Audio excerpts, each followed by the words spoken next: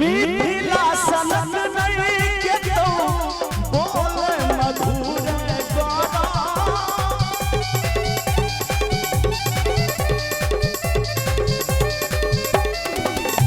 गीत गोसाउन का बाजे घोड़ा घोड़ा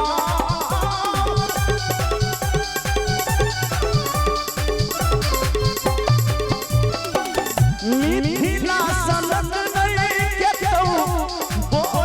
मधुर गाना गीत गोसाउनी के बाजे घोड़ा घोड़ा से गामे दुर्गा पूजा ए भैया से गामे दुर्गा पूजा परम से गामे दुर्गा पूजा परम से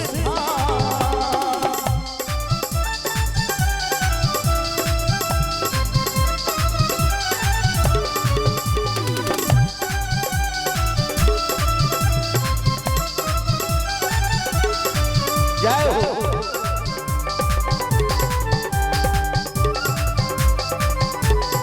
क्या बात है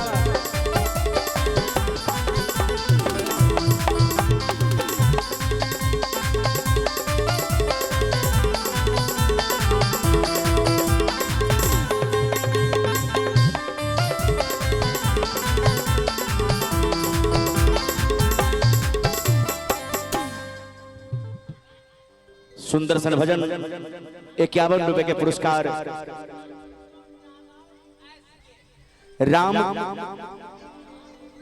राम किशोर यादव एस के इनका तरफ से शानदार ढेर सारा पुरस्कार।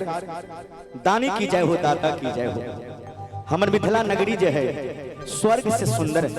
यहाँ के बोली, यहाँ के भाषा, यहाँ के पहनावा, यहाँ के ओढ़ावा। गामे गामे दुर्गा पूजा ब्रह्म स्थान। बाबा डिहबार के गामे गामे स्थान जहां पर रखल गए जय मिथिला में एक से एक धर्म स्थान। जितने धर्म स्थान भारत नगरी मिथिला में मिलो इतने धर्म स्थान कहते नहीं मिले। बड़ा सुंदर भाव ते बाहुन बोली भैला सियापतिरा ते बाहुन बोली यैला सियापतिरा।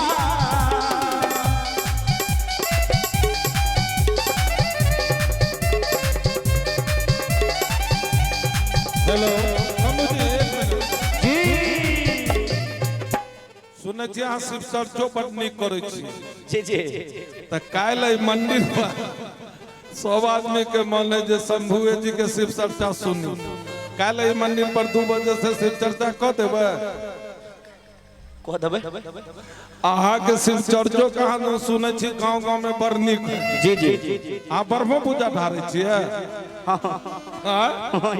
आगे साल ब्रह्म पूजा हम ढारे हैं। जय हो बोले सच्चे दरबार की। कल सुनो ना, कल 2 बजे से हाँ मंदिर पर शिव चर्चा करबे। अच्छा ठीक।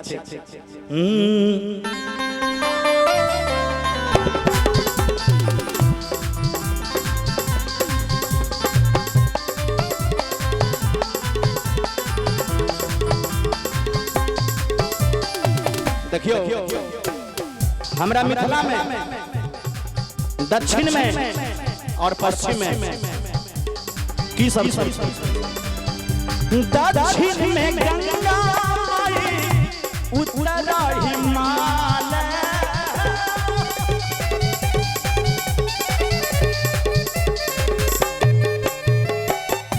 पश्चिम में गंगा कलेसर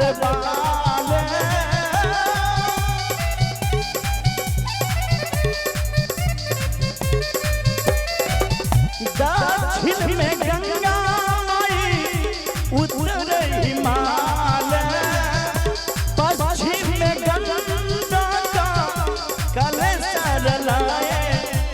पूरा में कमला। एक बार मिथिला नगरी में जिनका जिनका मिथिला से प्रेम है, मिथिला के वासी छी, एक बार दोनों हाथ मार के ताली देवे भैया, बोले मिथिला धाम की। से पूरा में कमला से पूरा में कमला कोसी वाला।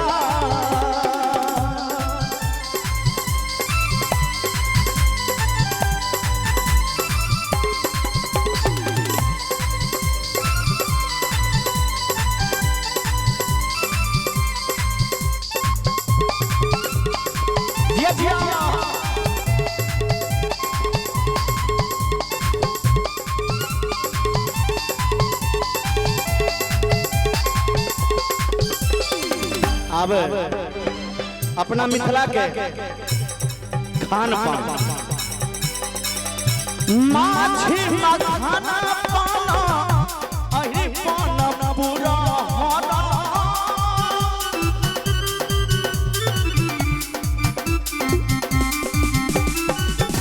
साझी पराती झिझिया झरनिया सो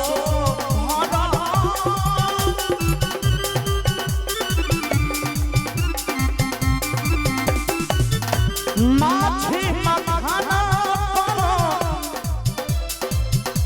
अरे पाना पूरा हाना। साझी पराती झिझिया झरनिया सोहन शिशि सरभंगिया के धोती कुर्ता।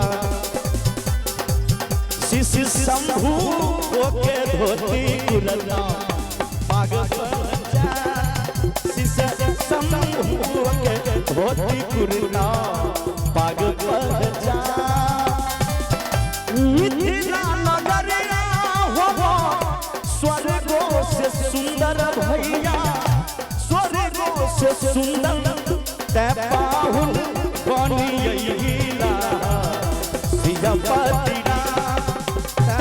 पाहुन बनियैला सियापतिना ते पाहुन बनियैला सियापतिना ते पाहुन बनियैला सियापतिना ते पाहुन बनियैला सियापतिना ते पाहुन बनियैला सियापतिना।